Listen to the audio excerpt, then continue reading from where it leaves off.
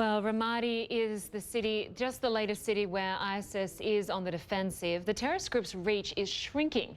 A new report says the group's territory shrank by 14% in 2015. Its losses are shown here in red.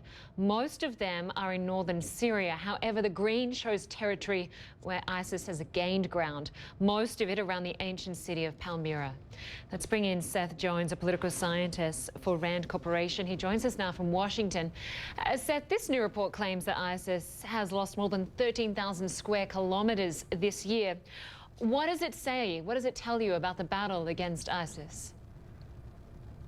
Well, I think what that says is, and look, there are a lot of numbers around about how much territory the Islamic State or ISIS has lost.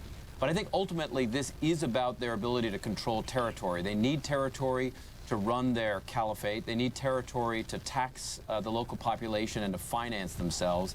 They need territory for legitimacy. So the more territory they've lost, and they have lost territory this year, including around the Beiji oil refinery, which is an important revenue area, the more legitimacy, the more finances, and the harder it is for them to sell a narrative that they're winning. They're clearly losing right now. The question is, can those gains be held over the long run? And looking specifically at the city of Ramadi, as Robin reported earlier, when Iraqi troops lost that city, many called it an embarrassment. Pentagon questioned Iraqis' lack of will to fight. What do you think it will mean if they successfully retake the city? And do you think Iraqi troops will be able to hold it? Well, the city of Ramadi is very important for several reasons. One is there's a historical precedent there. This is where the Anbar Awakening took place back in the 2005 and 6 period. So it's been reconquered by the Iraqi government several times. But in particular, it's a Sunni-dominated area. And this is where the heart of the insurgency right now against the Iraq government is coming from.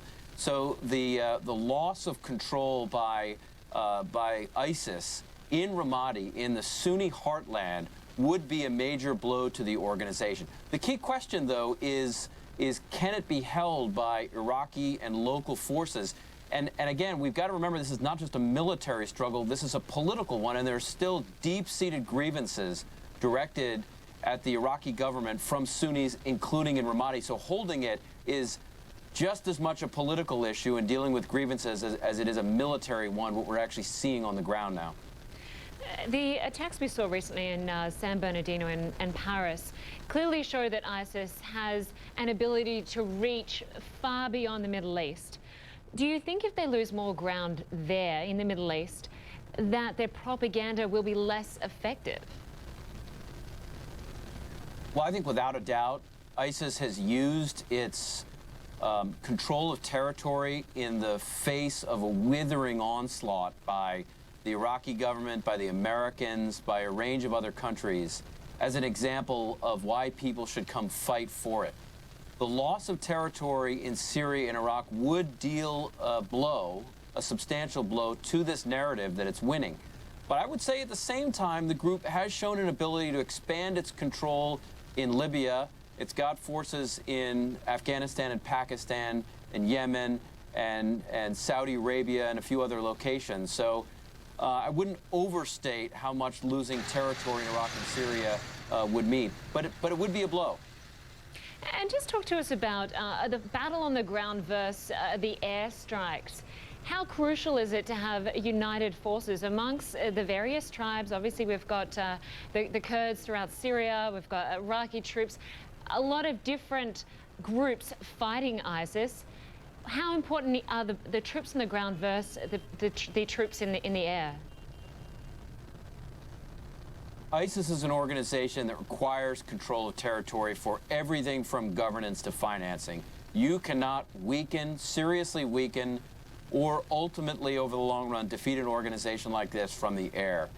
Airstrikes will eliminate people. Those people can be replaced. It can damage infrastructure. That infrastructure can be rebuilt.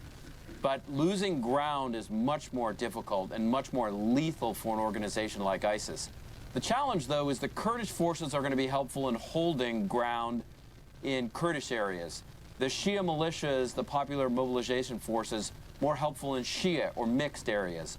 It's the Sunni areas like Ramadi and others in Anbar that are going to require partnering with local Sunni forces as well as Iraqi government ones. And I think this is where the most crucial fights now and moving forward against ISIS will be. And they will absolutely require partnering with local Sunni forces that hate the Islamic State. And there are many of them. But they're coerced right now, and they're still unhappy at the Iraqi government. So I think that's the level of political grievances that still need to be fixed over the long run. Seth Jones, great to have your perspective on all of this. Thanks so much for joining us. Great. Thank you very much.